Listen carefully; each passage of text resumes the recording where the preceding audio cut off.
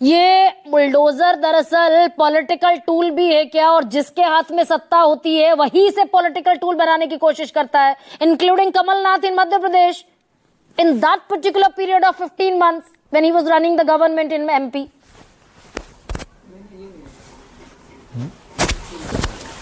जय हिंद गरिमा, बड़े आवाज जरा बढ़ाइए मैम प्लीज, आवाज बढ़ाइए। जैसा आपने कह दिया कि नॉट द लीस्ट उम्मीद करती हूँ कि पूरा अवसर देंगी आप बात रखने का। आपने अभी मध्य प्रदेश की बात पूछी, थोड़ी देर पहले राजस्थान की बात भी हुई थी। राजस्थान में तो मुझे लगता है कि भाजपा के प्रवक्ता को भूल लग गई है, अशोक गहलोत की जगह का नाम ले रहे हैं, जबकि नाम अविनाश गहलोत का लेना चाहिए, उनके अपने कैबिनेट मंत्री जिनके ऊपर भी यही आरोप है, जिन्होंने भी अभी इस साल मार्च के महीने में इस तरह की कार्रवाई वहां पर की है, उनके हवाले से हुई है।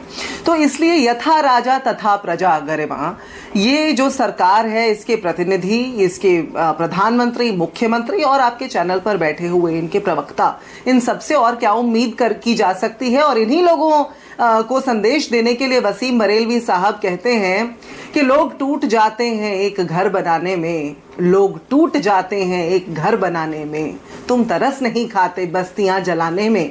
इनसे दो सवाल आज पूछे जाने चाहिए। पहला तो ये जो आपने भी पूछा और कई वक्ताओं ने पूछा कि ये बताएं हमें कि इस देश के अंदर न्याय बुलडोजर के हवाले से होगा क्या। और भाजपा प्रतिनिधि ने बड़ी बेबाकी से बार बार बोला है कि हाँ ऐसा ही करेंगे, बार बार करेंगे। तो फिर दूसरा सवाल ये होना चाहिए कि क्यों आपके ऊपर कोर्ट की अवमानना का मुकदमा ना चले, क्यों कोर्ट आपको कल नोटिस ना भेज दे, क्यों आपके मुख्यमंत्रियों को, आपके मंत्रियों को और इन प्रवक्ताओं को कटघरों में खड़ा किया न जाए।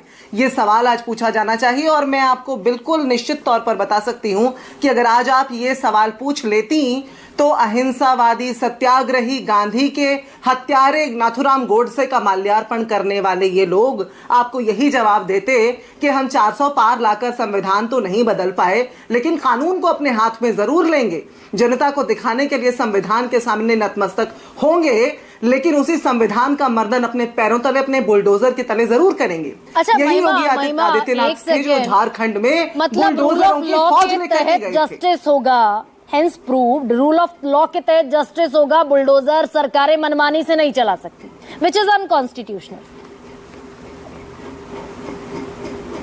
बिल्कुल, लेकिन 15 महीने की सरकार में कमलनाथ लेकिन देखिए ना गरिमा, और बाकायदा दिग्विजय सिंह उन्हें बुलडोजर मैन भी कहते हुए नजर आए।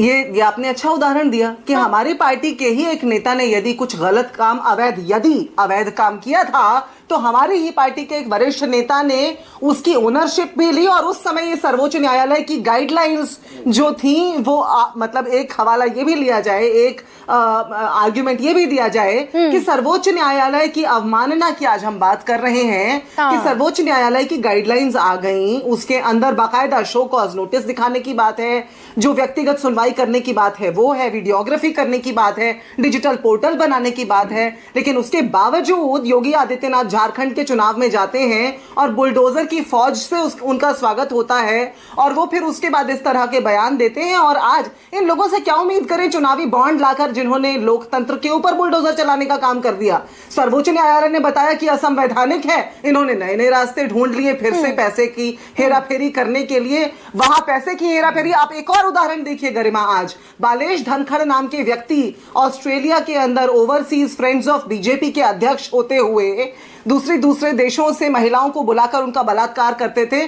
40 वर्ष की सजा सुनाई गई है, ऑस्ट्रेलिया का कानून है। एक हमारे देश के अंदर है कि मौजूदा मुख्यमंत्री हैं उसी पार्टी के जिसके ओवरसीज फ्रेंड्स ऑफ बीजेपी के अध्यक्ष को वहां 40 साल की सजा हुई। यहां पर इन्हें देखिए जरा, ये बलात्कार का नाम अपने मुंह से लेने की हिम्मत करते हैं, जबकि हमारे प्रधानमंत्री बलात्कार की पीड़िताओं को न संबोधित करते हैं। ये तो मणिपुर के अंदर 2 साल से उस प्रदेश को जलाने के जिम्मेदार लोग हैं, इनसे क्या उम्मीद की जाएगी। लेकिन आपने मध्य प्रदेश को कवर अप कर दिया, देश की जनता ही मारेगी। ये जिम्मेदारी भी आपकी, मध्य प्रदेश को आपने कवर अप कर दिया कि भाई सुप्रीम कोर्ट की गाइडलाइन तब तक नहीं आई थी, लेकिन सरकारें जो संविधान की शपथ लेती हैं, मुख्यमंत्री जिन्होंने संविधान की शपथ ली, वो नहीं जानते कि bulldozer action, justice on the spot, rule of law नहीं है, अनकॉन्स्टिट्यूशनल है।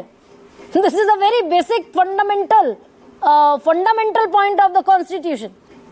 पर जल्दी से इसका रैप अप कीजिए। फिर ये बिल्कुल, लेकिन ये संविधान के मानने वाले नहीं हैं। इनके पूर्वजों ने संविधान की खिलाफत की थी, जो सभी जानते हैं। इनके गुरुजी ने और हेडगेवार जी ने और आरएसएस के आज के मौजूदा लोग भी बाकायदा ये बोलते हैं ये संविधान मतलब गलत इसलिए है, बुलडोजर ये तिरंगा चला रहे हैं क्योंकि अपशगुनी संविधान है। नहीं मानते। इनको अपने आरएसएस के हेडक्वार्टर पर तिरंगा फहराने में 51 साल लग गए। ठीक है।